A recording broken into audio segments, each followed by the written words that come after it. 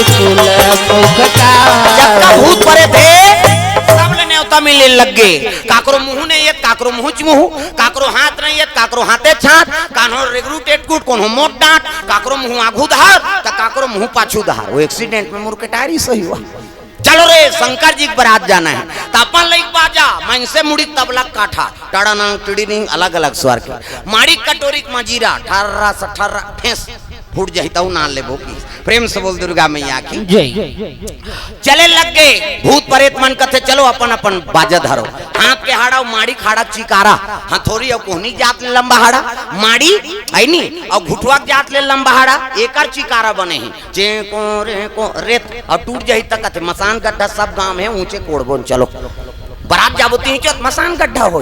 प्रेम से बोल दुर्गा मैया की जय। चले लग के बाराती दादा भूत प्रेत मनाते शिव जी बारात। भोले बाबा के बारात जाबो डमरू वाला के बारात।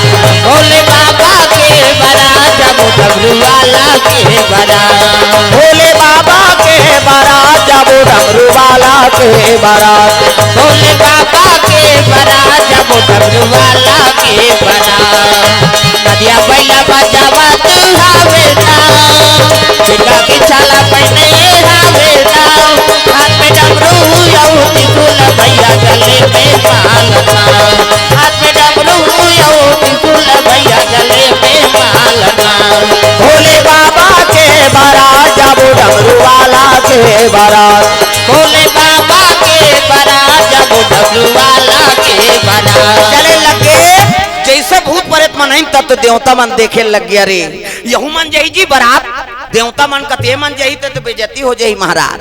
भले मन न्योतारी लेकिन ये मन घर में रही भाई बारात हमन जाबो तब कैसे कबो कते नारद ल भेजी विष्णु जी कथे जा शिव जी कबे मोर नाम ले देबे की आइज गा भूत प्रेत मन पाप पर थे भोलेनाथ हमला भुला गरेगा कथे कैसे भुलाऊं जी तुहान मन के मैं अध्यक्ष होते है की भूत प्रेत के राजा है शंकर जी प्रेत राज कथे। प्रेम से बोल दुर्गा मैया की जय। उत्की जवान नारद आगे हर हर महादेव आओ आओ नारद आओ। कैसे विष्णु जी का आदेश है महाराज। कैसे भले माला न्योतारे लेकिन ये माला बारात नहीं लेगना है। तब तो भूत प्रेत मन को कबर बला हो यार बारात नहीं लेगे थे हमन अपन मसान गठ हम सुते रहते इनकी ईश्वर है नहीं। भूत प्रेत माला शिव जी का मैं कहा था का भाई ओती लाडा रहा है तुम चुपे रहा ना की कैसे कहे नारद कथे मल बारात नहीं लेगन कहा थे त कौन मन जहू देवता मन तय मन जहित कैसे हो जही तुमन ने उतार तो इसने यहू ने उतारे और मुला सबोल लेक चलना है का ऐसे कही तब कहे लगनी महाराज ये मन जहित बेइज्जती हो जही वहां ऐसने देख गई तो का समझी वहां तो बड़े घर के बेटी तो कर बेइज्जती हो जाई। हाँ ये मन जही ते कल एक काम करना भैया ओकरो इज्जत रहा है हमरो इज्जत रहा है ये बिहावेल कैंसल कर की। प्रेम से बोल दुर्गा मैया की जय। शंकर जी कहते मोर भाई जमात ला लेके बार बारात लेके बार तुम्हारा घर पैदा होते और मतलब बेइज्जती लागी ते कल एक काम करो ये शादी के कैंसल करो ओकर बर दूसरा दूल्हा खोददारो कीसगा देवता मन मुड़िल धर के बैठ गए भगवान ये शादी नहीं होई तो मैं लोग नहीं आए तो लड़का नहीं आए और लड़का नहीं आए तो मरे नहीं तो कैसे करबो लेखबो कहीं दे भैया ले लेखबो महाराज लेकिन हम ना घाक जाबो उनकी हिस्गा तुम ना घाक जाओ कहते हाओ तब मतभेदे तो करत हो संघरा जाबो कहीं थोड़े कहा हो तो एक काम करो देवता में ना घाक बारात जाओ वहां बालू साय खात रहू की और ते कहते मैं इकरे मानसा ना हूं ता दूल्हा जेकर सर रही तेलत बाराती कबे का अगवाग जही तेल कुकुर नहीं पूछे। प्रेम से बोल दुर्गा मैया की जय। वो लेकिन पूजा बारात जाते नहीं ते मन गारिज खाते वो अगवाग गए एक दिन के पहली इसने लुगरा ना हूं ऐ हो गया है ऐसे कहा थे माता मां वो लगिन पूजा बारात जही नहीं ते गारिज खाए बर जा रहे थे ओकरे से ती लगिन पूजा बारात वो कुटलहा माला भेद थे आओ जाओ तुमन गारी खवैया मन के। प्रेम से बोल दुर्गा मैया की जय।